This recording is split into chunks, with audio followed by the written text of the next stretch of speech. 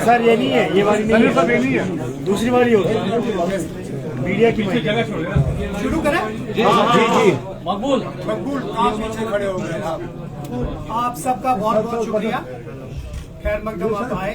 जैसे आप जानते हैं कि कल करगिल का रिजल्ट आया, उसी ज़िमन में हमारे नायब सदर नेशनल कॉन्फ्रेंस के उमर अब्दुल्ला साहब आपसे मुखातिब होंगे। उनके साथ साथ हमारे प्रोविंशियल प्रेसिडेंट नासिर असलम वानी साहब हैं, हमारे पार्टी के ट्रेजरर शमी ओबरॉय साहब हैं, स्टेट स्पोक्स पर्सन इमरान नबी डार साहब हैं, इफ्रा जान है और मुदस्सिर शहमीरी साहब हैं। लेकिन हमारे साथ करगिल के हमारे स्पोक्स पर्सन दोस्त सैयद रिजा साहब भी हैं, वो पीछे वो भी आए हैं। मैं आप रिक्वेस्ट करूंगा कि जो भी आपके सवाल हो पहले ये अपनी ओपनिंग स्टेटमेंट दें, उसके बाद जो भी आपके सवाल हैं वो आप पेश करें, उसके बाद फिर बाद में चाय भी पिलें।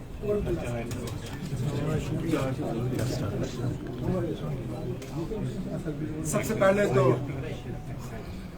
आपकी वसादत से मैं करगिल के अवाम का शुक्रिया करना चाहता हूं, जिस तरह उन्होंने नेशनल कॉन्फ्रेंस और नेशनल कॉन्फ्रेंस के साथ मिलके कांग्रेस को जो मैंडेट दिया और जो भारी हार का सामना बीजेपी को करगिल में उठानी पड़ी, उसके लिए एक एक करगिल के जो हमारे भाई बहन हैं वो शुक्रिया के हकदार हैं। उसके साथ साथ अपने तंजीम के साथियों को मैं मुबारकबाद पेश करना चाहूँगा। ये कामयाबी न मेरी है न नासिर की है, न यहाँ पे श्रीनगर में हम में से किसी की। ये कामयाबी करगिल में मेरे तंजीम के जो साथी हैं, एडिशनल जनरल सेक्रेटरी कमर अली आखुन साहब से लेके डिस्ट्रिक्ट प्रेसिडेंट हाजी हनीफा जान साहब, आउटगोइंग सीईसी करगिल फिरोज खान साहब और उनके साथ तमाम जो हमारी टीम है, दिन रात उन्होंने मेहनत की और हमारी जो 12 सीटें हैं ये उनकी कामयाबी का नतीजा है।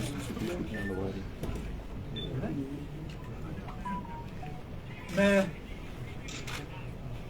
वक्तन फवक्तन आप सबों के साथ जहां कहीं मुलाकात हमारी हुई है, अक्सर बेशतर आप लोगों ने इलेक्शन के बारे में पूछा और कहा कि इलेक्शन की तैयारी कैसे चल रही है, नेशनल कॉन्फ्रेंस इलेक्शन को किस तरह देखती है। और हमेशा मेरा जवाब आपको यही था कि इलेक्शन के लिए हम तो तैयार हैं, लेकिन न मरकज की हुकूमत तैयार है न बीजेपी वाले तैयार हैं, क्योंकि वो डरे हुए हैं, वो लोगों का सामना करना नहीं चाहते। आज सबूत आपके सामने है। 2019 अगस्त 5 के बाद पूरे मुल्क को, न सिर्फ मुल्क को बल्कि दुनिया भर में बीजेपी ने यह फैलाने की कोशिश की कि जम्मू कश्मीर का बंटवारा, बिलखसूस लद्दाख को जम्मू कश्मीर से अलग करना, ये लद्दाख के लोगों की दिल की तमन्ना थी, उनकी ख्वाहिश थी और उस ख्वाहिश को पूरी की गई। आज ये साबित हुआ कि जम्मू कश्मीर को उसका बाइफरकेशन करना, लद्दाख को जम्मू कश्मीर से अलग करना, जितना ये हमें कश्मीर में बुरा लगा, जितना आज हम कहें कि जम्मू को भी ये पसंद नहीं आई बात, इतनी ही ये बात जो है करगिल के लोगों को खटकती है। अब बीजेपी वाले आपको शायद ये कहने की कोशिश करेंगे कि वहां जी मुसलमान अक्सरियत है इसलिए नतीजा इस तरह रहा। तो पहले तो मैं उनसे पूछूंगा, क्या फिर लद्दाख का बंटवारा सिर्फ मजहबी बुनियाद पे हुआ? क्या सिर्फ मजहब देख के हुआ? और अगर इस सारे चीज को आप मजहब के तराजू में तोल रहे हो तो फिर आप शायद भूल रहे हो कि लद्दाख खित्ता भी मुसलमान अक्सरियत है। बेशक वहां बौद्धों की आबादी जो है कम नहीं है, लेकिन अक्सरियत लद्दाख में जो है मुसलमानों की है। और इस इलेक्शन में बौद्ध वोट जो है वो बीजेपी को नहीं गया। अगर गया होता तो नतीजे शायद अलग होते। इस इलाके से हमारा भी एक बुद्धिस्ट काउंसलर जीत के आया है पदम से। तो ये भी नहीं कहा जा सकता कि नेशनल कॉन्फ्रेंस ने मजहब के बुनियाद पे वोट हासिल किए। हकीकत ये है कि ये इलेक्शन डेवलपमेंट और इन सब चीजों के बारे में कम और 5 अगस्त 2019 के बारे में ज्यादा था। और करगिल के लोगों ने अपने वोट से साबित किया कि वो इस फैसले के साथ नहीं है। रही बात हमारे इलेक्शन की, इस नतीजे के बाद तो शायद ये कहा जा सकता है कि हमारे इलेक्शन हमसे और ज्यादा दूर चले गए। अभी तक तो हमें ये उम्मीद दी जा रही थी कि असेंबली के इलेक्शन नहीं होंगे, लेकिन सुप्रीम कोर्ट में जब 370 को लेके बात चल रही थी तो वहां पे हुकूमत के तरफ से ये कहा गया था कि पंचायत और अर्बन लोकल बॉडीज के इलेक्शनों की तैयारी की जा रही है। लेकिन पिछले दिनों दिल्ली में होम मिनिस्टर साहब की मीटिंग के बाद जो रिपोर्ट्स देखने को मिल रही हैं, उनके मुताबिक लगता है कि अब ना पंचायत इलेक्शन करने की इनको हिम्मत है, ना बल्दियाती इलेक्शन करने की इनको हिम्मत है। शायद इनका बस चलता तो ये यहाँ पे ये पार्लियामेंट का इलेक्शन भी नहीं कराते, लेकिन पार्लियामेंट इलेक्शन इनकी मजबूरी बन गई है। मुझे बीजेपी से इसका ज्यादा गिला है नहीं। सियासी पार्टी है, हर चीज में अपना फायदा और नुकसान देखेंगे। अगर मुझे गिल्ला किसी से है तो वो इलेक्शन कमीशन से है। आज भी बड़े अफसोस से कहना पड़ता है कि जब चीफ इलेक्शन कमिश्नर से जम्मू कश्मीर के इलेक्शन के बारे में सवाल किया गया अभी सुबह के प्रेस कॉन्फ्रेंस में, तो उनका जवाब ये था कि जम्मू कश्मीर के इलेक्शन के बारे में फैसला तमाम हालात को देख के लिया जाएगा, आफ्टर कंसिडरिंग ऑल फैक्टर्स। मैं उनसे पूछना चाहता हूं, व्हाट आर द फैक्टर्स? क्योंकि हमें जो लगता है there is only one factor, that is fear factor. वो बीजेपी को जो फियर फैक्टर है, बीजेपी वाले इससे पहले राजभवन के पीछे छुपते थे, अब चीफ इलेक्शन कमिश्नर के पीछे भी छुपना शुरू कर गए हैं। और अफसोस की बात है कि चीफ इलेक्शन कमिश्नर और इलेक्शन कमीशन ऑफ इंडिया बजाय ये कि वो आजादाना तरीके से अपने फैसले लें, वो सिर्फ और सिर्फ बीजेपी के इशारों पे अपना फैसला ले रहे हैं। नहीं तो कोई जवाजियत नहीं बनती है कि इतने सालों के बाद भी आप जम्मू कश्मीर में असेंबली इलेक्शन नहीं करा सकते हो। अगर इस फेयर फैक्टर के अलावा और कोई फैक्टर है तो हम इलेक्शन कमीशन से सुनना चाहेंगे। क्या यहाँ पे इंटरनल सिक्योरिटी हालात जो हैं इस हद तक बिगड़ गए हैं कि अब आप इलेक्शन कर नहीं सकते? अगर बिगड़ गए हैं तो बताइए, क्योंकि अभी तक तो पूरी दुनिया को यह बताया गया था कि जम्मू कश्मीर में 5 अगस्त 2019 के बाद हालात में बहुत ज्यादा बेहतरी आई है। यहाँ करोड़ से ज्यादा टूरिस्ट आ रहे हैं, पता नहीं कितने कितने नंबर यहाँ दिए जा रहे हैं। अगर ये सब सच है तो फिर हमें बताइए ना क्या फैक्टर है, आप किन फैक्टरों को कंसिडर कर रहे हैं? क्योंकि आप बार बार ये जो है राजभवन या इलेक्शन कमीशन के पीछे छुप के लोगों को अपने हक से महरूम नहीं रख सकते। लोगों का हक है अपनी हुकूमत का फैसला करना। क्या हमें उतना हक नहीं है जितना मध्य प्रदेश, छत्तीसगढ़, राजस्थान, तेलंगाना और मिजोरम को है? अगर वहां पे आज वक्त के मुताबिक इलेक्शन का ऐलान हो सकता है तो जम्मू कश्मीर में क्यों नहीं? जम्मू कश्मीर के आवाम के तरफ से आज ये मेरा सीधा सीधा सवाल chief election commissioner of India से है। मेहरबानी करके जम्मू कश्मीर के लोग आपसे सुनना चाहेंगे, what are the factors that are responsible for denying the people of Jammu and Kashmir their democratic right to a government? Because I need only remind you of your own words a few months ago, जहां पे इसी तरह एक सवाल के जवाब में आपने कहा था, yes, we recognize there is a vacuum and that vacuum needs to be filled. उस वैक्यूम को भरने के लिए अब कौन से फैक्टर आपको नजर आ रहे हैं कि आप इलेक्शन नहीं करा सकते हो, हमें बता दीजिए। मैं शुरू में इतना ही कहना चाहता था, इसके बाद जो भी आपके सवाल हैं मैं कोशिश करूंगा उनका जवाब देने की। बताइए। अभी रिसेंटली लेफ्टिनेंट गवर्नर ने कहा कि अगर यहाँ पे आज़ादाना राय मालूम की जाए लोगों की, तो उनके बकौल यहाँ की 80% आबादी चाहती है कि इलेक्शन ना हो और ये जो इस वक्त जो इंतजामिया है, जो सिस्टम है, ये जारी रहे। ना, पहली बात तो ये कि मुझे नहीं मालूम अगर आपने देखा होगा, लेकिन मैंने जरूर ये देखा है कि गवर्नर साहब को 80 का नंबर है उससे बड़ा शौक है, हर चीज में 80। मैं आपके साथ वो स्टेटमेंट्स और ट्वीट शेयर कर सकता हूं जिसमें 80,000 करोड़, 80% आबादी, 80 और क्या क्या था इसमें, मुझे वो ढूंढ के निकालना पड़ेगा, इन्वेस्टमेंट, हर चीज में उनको कहीं ना कहीं 80 का नंबर नजर आता है।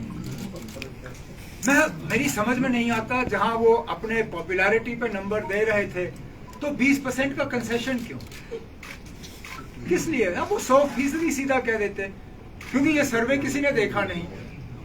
सर्वे कहाँ हुआ? आप लोग जमीन से जुड़े हुए लोग हैं, आप लोगों के जो स्ट्रिंगर्स हैं, हर गांव में कहीं ना कहीं आपका स्ट्रिंगर मौजूद है। जरा अपने स्ट्रिंगरों से पूछिए ना, किस गांव में आके इन्होंने ये सवाल पूछा गवर्नर साहब के मुतालिक। और अगर यही सही है तो कल को फिर मोदी साहब भी ये कहेंगे कि 80% मुल्क की आबादी जो है मुझे पसंद करती है, मुझे इलेक्शन की कोई जरूरत नहीं। 80 लाख विजिटेड चेन, हाँ, 80 लाख टूरिस्ट, 80% आबादी, 80,000 crore, what were the other 80 people not paying tax. हाँ, 80% आबादी टैक्स नहीं भरती, 80 लाख लोगों ने यहाँ यात्रा की, 1980s का फिल्म का सिलसिला दोबारा शुरू हुआ है। Government aims to provide jobs to 80% of J&K youth. ये मैं गलत नहीं कह रहा हूँ, ये इन्हीं के स्टेटमेंट है। J&K to get 80,000 crores of investment, Japan to fund 80% of India's first bullet train, focus on providing jobs to 80% of J&K's youth। Governor साहब को 80 के अलावा कोई नंबर नजर नहीं आता। मैं उनसे गुजारिश करूंगा कि अगली बार कोई सर्वे करें तो 80 के अलावा कोई नंबर उसमें से ढूंढ के निकाले तो शायद उसकी क्रेडिबिलिटी थोड़ा ज्यादा होगी। Very unfortunate.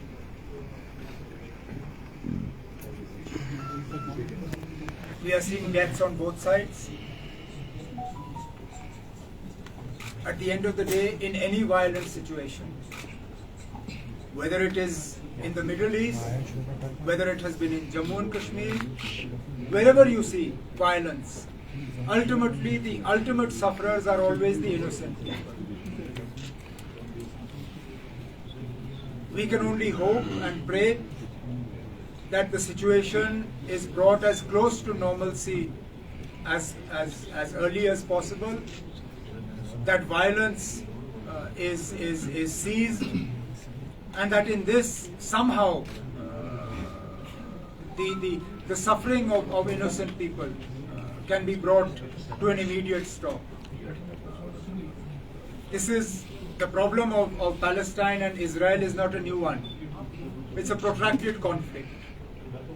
Sometimes it flares up, sometimes it subsides, but in all this, it is the death and suffering that causes the most heartache, and we can only hope and pray that peace returns to the area as quickly as possible.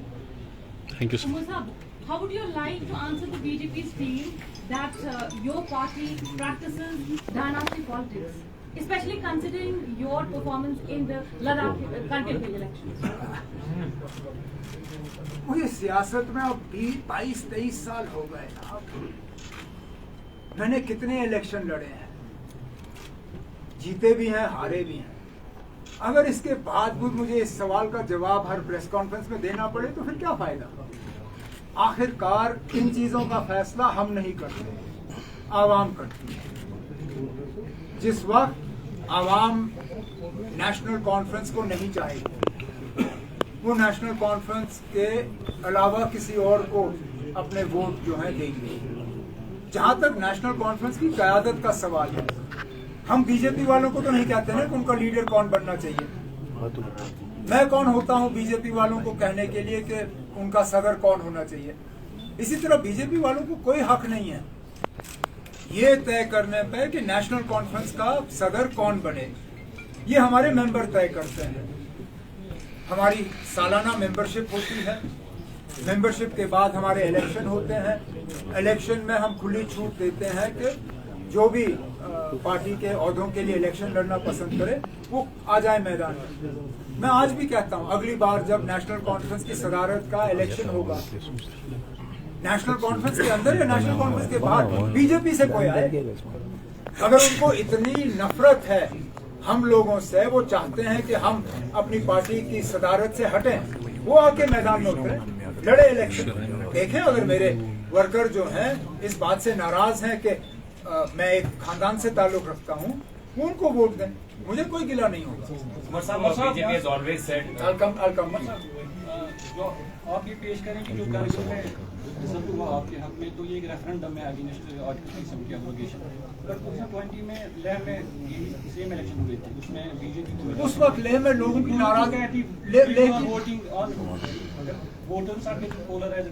Polarising की, अगर polarising की बात होती तो हमें पदम seat जो है हम नहीं जीतते, और कांग्रेस भी जो है ज़ांस्कार इलाके से वो सीट नहीं जीत पाते। मैंने इस बार कहा आपसे, इस बार वो पोलराइजेशन नजर नहीं आई। जहां तक लेह की आपने बात की, ये सही है कि इससे पहले जब लेह के हिल काउंसिल के इलेक्शन हुए उसमें बीजेपी ने अच्छी खासी कामयाबी हासिल की। एक तो उस वक्त नया नया जोश था 2019 का, और ये कोई छुपी बात नहीं है ना कि 2019 के बाद लेह में लोगों ने प्रदर्शन किया, खुशी मनाई, मिठाई बांटी, पटाखे जलाए, लेकिन उसके बाद के हालात आपके सामने हैं। आज वो एहतजाज कर रहे हैं, आज वो नाराज हैं, आज उनके जो बड़े माने हुए जो सोशल लीडर हैं वो भूख हड़ताल पे बैठते हैं। आज तो मुझे ये लगता है कि अगर आज के दिन पे पार्लियामेंट इलेक्शन हुआ तो जो आपका सिटिंग बीजेपी का कैंडिडेट है वो दोबारा जीत के नहीं आएगा। BJP has always said that we too are ready for the elections in Jammu and Kashmir, and it's all up to the Election Commission of India. And what do you think that what could be the major reason that Election Commission of India is still not ready to have the elections in Jammu and Kashmir? अब उनको election करने की इजाजत नहीं दी जा रही, सीधी सी बात है। जहां उनको कल तक वैक्यूम नजर आ रहा है, आज उनको फैक्टर्स नजर आ रहे हैं। मैं ये चाहता हूँ ना कि आपके लोग जो वहाँ हैं दिल्ली में, जब वो इन प्रेस कॉन्फ्रेंसेस में बैठते हैं तो जरा सा हिम्मत करके सवाल पूछें। अगर फैक्टर है तो हमें कम से कम इतना तो बताइए ना कि व्हाट आर द फैक्टर्स। क्या गवर्नमेंट ऑफ इंडिया ने आपको इलेक्शन करने की इजाजत नहीं दी है? क्या वो आपको सिक्योरिटी प्रोवाइड नहीं कर रहे हैं? क्या वो आपको वोटिंग की मशीन नहीं दे रहे हैं? क्या फैक्टर है, हम भी जानना चाहेंगे। क्या इतने खराब हालात हो गए हैं कि अब 96 के मुकाबले में आज आप इलेक्शन नहीं करा सकते? क्या आपके हालात 2014 के फ्लड्स के बाद और ज्यादा खराब हो गए? उस वक्त तो फ्लड्स के बाद आप बड़ी शिद्दत से इलेक्शन कर रहे थे। मुझे याद है मैंने उस वक्त गवर्नमेंट ऑफ इंडिया से गुजारिश की थी, मैंने कहा मुझे कुर्सी पे बैठने का इतना खास शौक है नहीं, आप गवर्नर रूल ही रखिए, लेकिन कम से कम इलेक्शन को डिले करिए ताकि लोग पानी से बाहर आए, अपने मकान दोबारा बनाएं, अपने बिजनेसेस दोबारा कायम करें। और उस वक्त गवर्नमेंट ऑफ इंडिया ने कहा कि नहीं, we can not delay elections by even one day. वो फैक्टर नहीं था, लेकिन आज उनको अचानक फैक्टर नजर आ रहे हैं। ये इलेक्शन कमीशन को आखिरकार जम्मू कश्मीर के लोगों को जवाब देना होगा कि वो यहाँ के लोगों को जमहूरियत से महरूम क्यों रख रहे हैं। उमर साहब, जम्मू की मीटिंग के बाद फारूक साहब ने कहा था कि 10 तारीख से प्रोटेस्ट होगा डेमोक्रेटिक राइट्स के लिए। क्या नौबत अब यहाँ पे आ गई है कि इलेक्शन के लिए भी पॉलिटिकल पार्टीज को सड़कों पे आना पड़ेगा? लग तो वही रहा है ना, लग तो वही रहा है। हमें मजबूर किया जा रहा है कि हम अब अपने डेमोक्रेटिक राइट्स के लिए अब एहतजाज करें, प्रोटेस्ट करें, जो चीज हमें ऑटोमेटिकली एक हक के तौर पे मिलना चाहिए था। यही तो बात समझ में नहीं आती, क्यों हमें उस तरफ धकेला जा रहा है और कोई सच बोलने के लिए तैयार नहीं। एक दूसरे पे ये लोग कहते हैं, ये मतलब एक दूसरे को ये जिम्मेदार ठहराते हैं। सुप्रीम कोर्ट में सोलिसिटर जनरल ऑफ इंडिया ने ये साफ तौर पे कहा कि हम इलेक्शन के लिए तैयार हैं, इलेक्शन कमीशन को फैसला करना है, इलेक्शन कमीशन को इलेक्शन कंडक्ट करना। मैं खुद उस वक्त सुप्रीम कोर्ट की प्रोसीडिंग्स को सुन रहा था। मुमकिन है कि आप में से कई उस वक्त उनको फॉलो कर रहे थे। तो या तो सुप्रीम कोर्ट के सामने इन्होंने झूठ बोला, वो तैयार नहीं है, या तो फिर इलेक्शन कमीशन वालों के पीछे छुपे हुए हैं। कहीं ना कहीं तो हम सच सुनना चाहेंगे इनसे, क्या है हकीकत, क्या सच है। जम्मू कश्मीर के लोग जो है वो सुनने का हक रखते हैं।